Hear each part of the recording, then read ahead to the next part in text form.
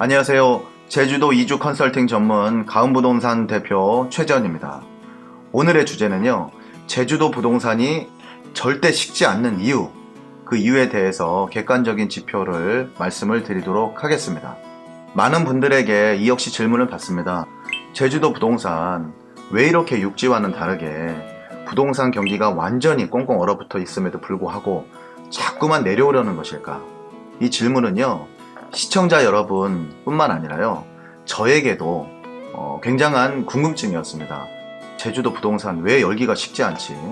오늘은 그런 주제를 가지고 허심탄회하게 말씀을 또 나눠보도록 하겠습니다. 첫 번째입니다. 제주의 숨겨져 있는 보석과와도 같은 구석구석이 올레길이 홍보되고 올레길을 많은 사람이 걸음으로써 SNS에 퍼지는 파급 효과가 났고요. 그로 인해서 제주도 정말 가보고 싶다. 정말 작지 않은 곳이구나.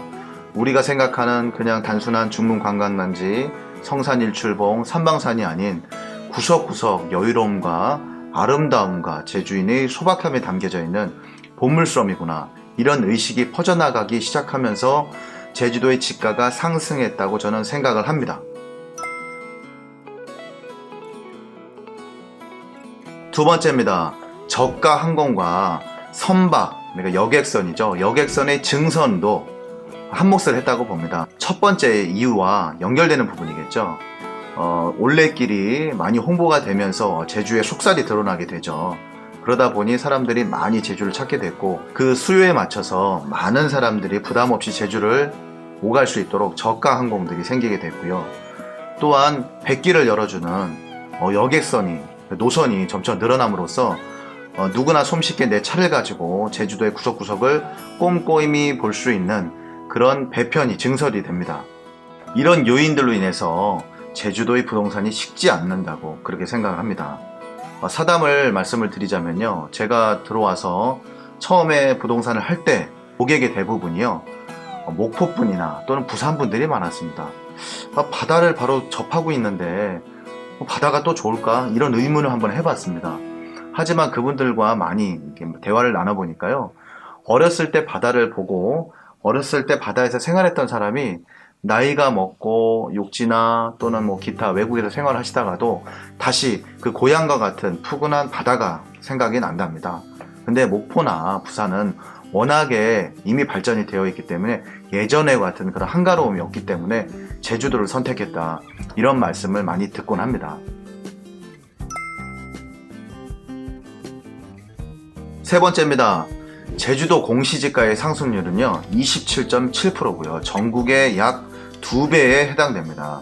이는 서울의 공시지가가 2017년도에 5.3%의 상승률을 보인 것에 반해서 제주도는요 무려 19%입니다. 이 공시지가의 상승률을 봐서도 알 수 있듯이요.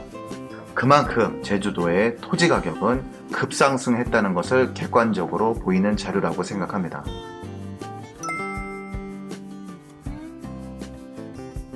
네 번째입니다. 평창올림픽의 그 지역 활성화에 대한 그 실패로 인해서 제주도로 다시 자본이 유입된다고 저는 그렇게 생각을 하거든요. 왜냐하면 한 3년 전쯤 됐습니다. 평창올림픽을 한참 한 2년, 1년 정도 앞둔 시기예요. 많은 분들에게 질문을 받습니다.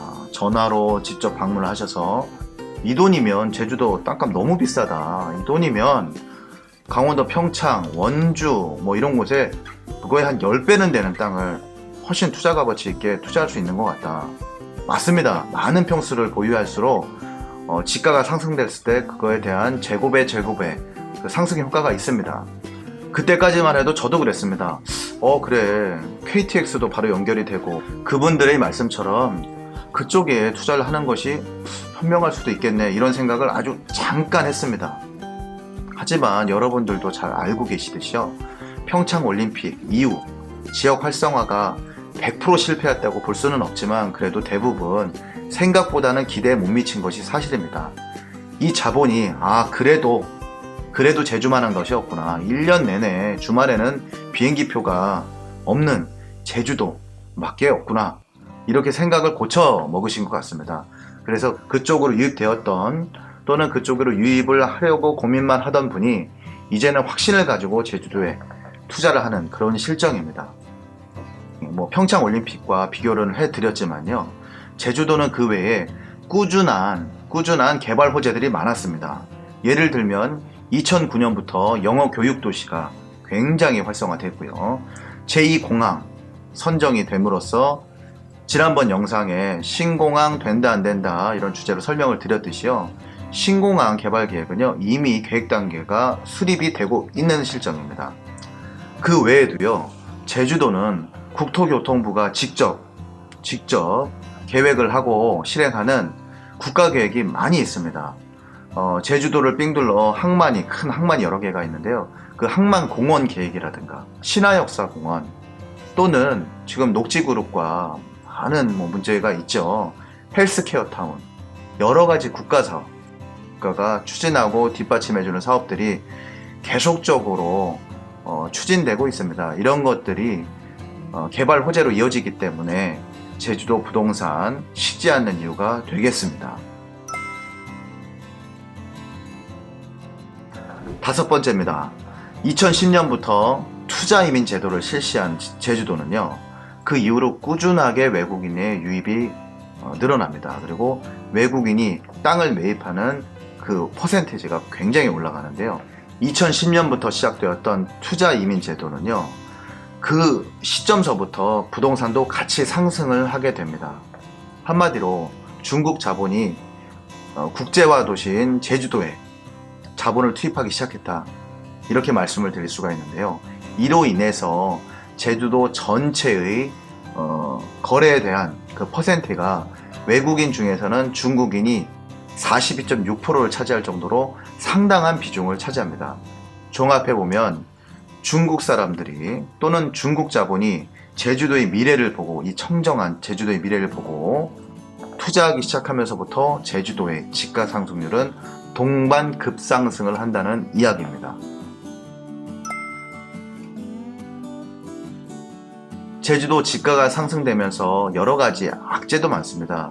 가장 큰 대표적인 이유는요. 제주도민의 가계부채가 최근 7년간 3배로 증가를 했다는 겁니다. 저 또한 그전에는 그 소규모 자본으로 살 수 있었던 작은 농가라든가 작은 펜션 한번 얘기해 볼까요? 그 당시에 광령에 있는 객실이 8개나 됐습니다. 뭐 지금으로 치면 크겠네요. 8개나 되는 펜션이 가격이 얼마였는지 아십니까?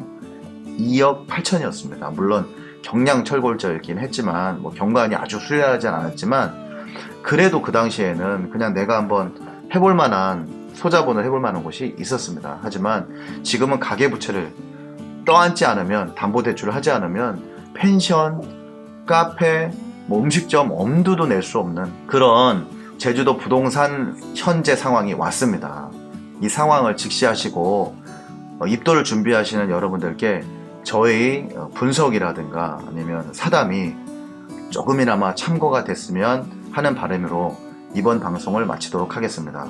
다음에는 좀 더 유익한 내용으로 시청자 여러분을 찾아뵙도록 하겠습니다. 끝까지 시청해 주셔서 감사합니다. 구독은 신뢰입니다. 좋아요는 응원입니다. 앞으로도 구독, 좋아요로 저에게 힘을 주시기 바랍니다. 감사합니다.